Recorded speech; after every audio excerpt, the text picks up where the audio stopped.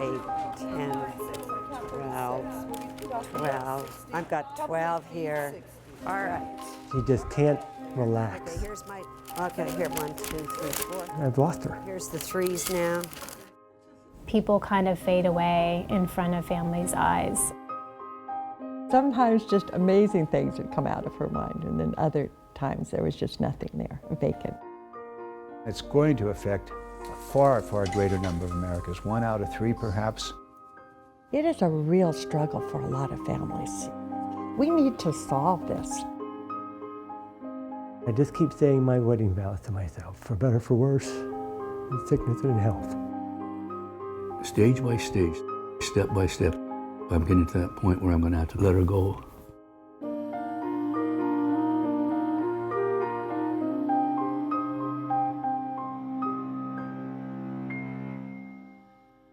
She's not the same woman that I married and raised my children, and that probably is something that I've had and continually adjust myself to.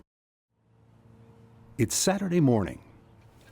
David Uribe has been stealing a quiet moment to read the paper before his wife Eileen returns from breakfast with their son. Watch your step. Here, I'll help you up. 1, 2.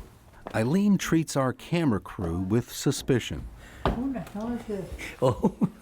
Hi. Hello. Hi. You know them. No? Lately, my wife has developed a real jealous streak. But then her mood changes.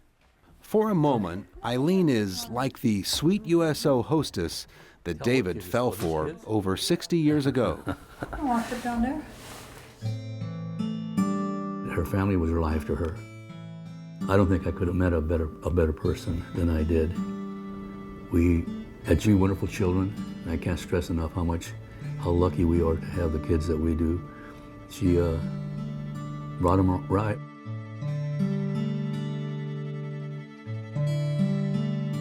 Seven years ago, Eileen's personality began to change. On a family cruise, she became confused, disoriented. We also lost her in the supermarket, and I knew something was definitely happening to my wife. Hello.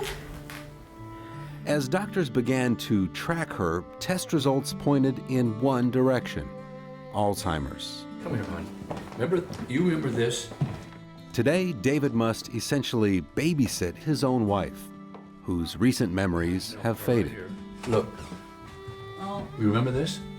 that was our wedding, wasn't it? Yeah.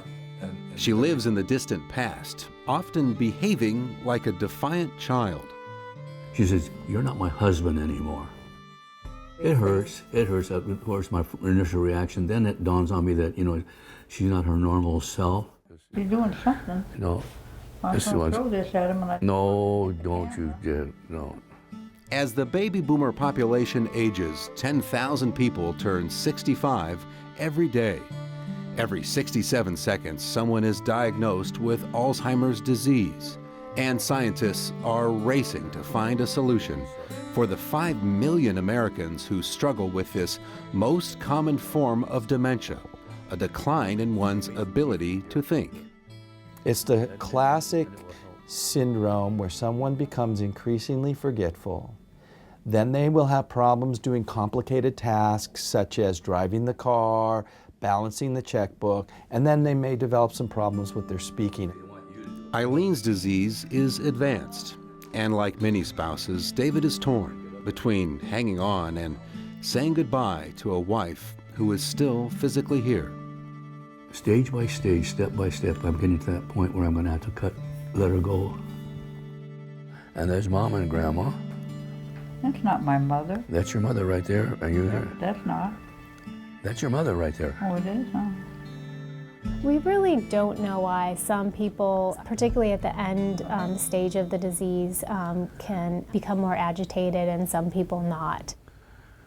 What are you doing sleeping? I'm not sleeping, honey. I'm resting my eyes.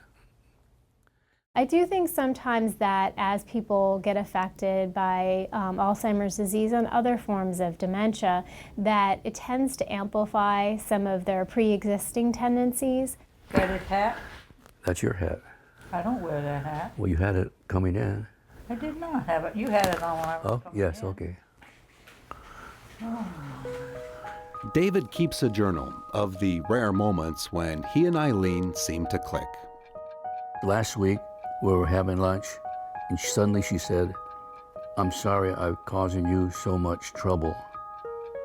On Monday, November the 10th, out of a clear blue sky, she said, "David, I love you." You want a kiss? As David tries to focus enough to plan his next move, he's relieved that he and Eileen invested in long-term health insurance. Most Americans don't, and many spend down their assets trying to qualify for Medicaid.